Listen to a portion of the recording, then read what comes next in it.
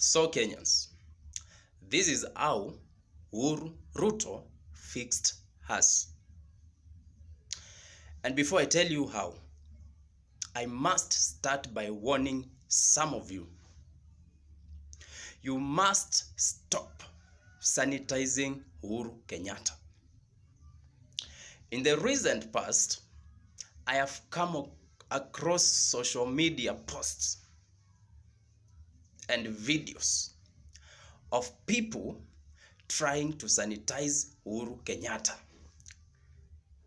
They are whining about how, quote unquote, Uhuru Kenyatta want us as Kenyans. So I want to warn you Kenyans, do not bring your emotions in matters of national importance. Don't dare, do not try. Uhuru Kenyatta is as evil as William Ruto. And if there is any warning he ever gave us, it wasn't about you as a Kenyan. It was about him preserving his power. It was about him trying to stop another evil person from dominating us. So he wanted to continue dominating us. You understand? So you must stop that stupidity of telling us how Uhuru Kenyatta wants us. Kenyans have a very short memory. So you've all forgotten how Uhuru Kenyatta filled rivers with bodies of Kenyans.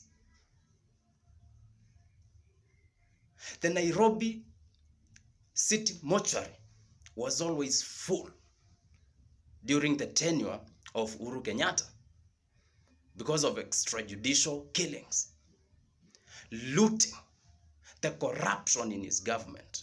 And now you are telling us how he wants us. Want who? Uhuru Kenyatta belongs to Kamiti, just like William Ruto and his UDA thugs. So let me get back to the topic. This is how Uhuru Kenyatta and William Ruto fixed us and put us in a very serious and dangerous situation, which if we are not careful, if we continue solving our problems using emotions, like how you guys are trying to fall for Ruto's destruction and petty political fights with his deputy, it might take us a very long time to get out of this dangerous situation which Uhuru Kenyatta and William Ruto put us. And this is how they fixed us. I am talking about the debt question. The loans which Uhuru Kenyatta and William Ruto took, which Uhuru Kenyatta and William Ruto borrowed between 2013 and 2022. First of all, they did this against our public finance laws as stipulated in chapter 12 of our constitution about public finance. They ran to parliament, tried to amend and change some laws so that they can align with their criminalities. And this is what they did. From Eurobond to all other loans borrowed from different global financial institutions to the tune of more than 10 trillion was done illegally.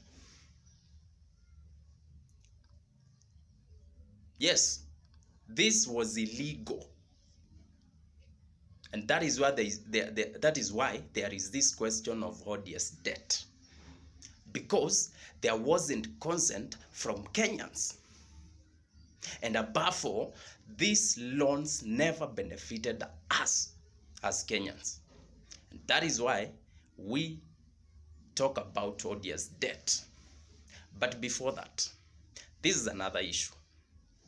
You see, the Constitution tells us that you can only borrow for development purposes.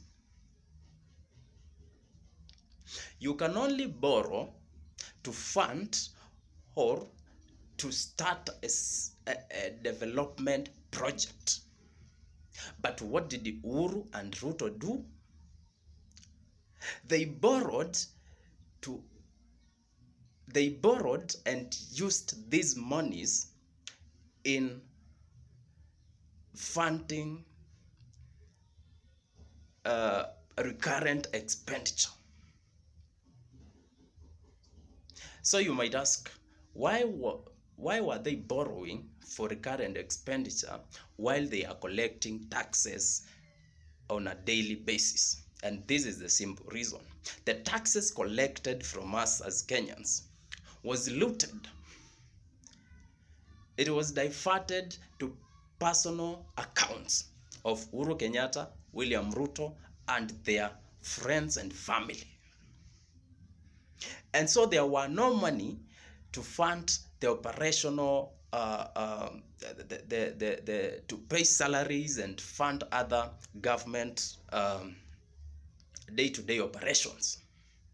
And so they had to borrow to use this money in paying salaries and allowances and other so many expenses.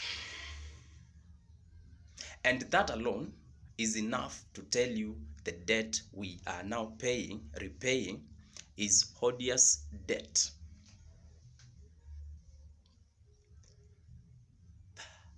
Another thing they did, like in the case of Eurobond, they borrowed this money and this is according to the treasury documents. This money never came to Kenya. They went to London and divided this money among different politicians in the Uhuru Ruto regime. And that is how we lost billions, hundreds of billions of money, which was supposed to fund development project. Look, if for example this money were used to fund a development project, which may be after around 10, 15, 20 years, this project would help us to repay these loans because they would generate revenue. But what happened? The money was looted and now we have to borrow to pay. So this is how they fixed us, and we are not getting out of this anytime soon because they will continue borrowing in the name of repaying. So the debt might remain constant and we might go for decades servicing these loans. Solution, because I'm running out of time.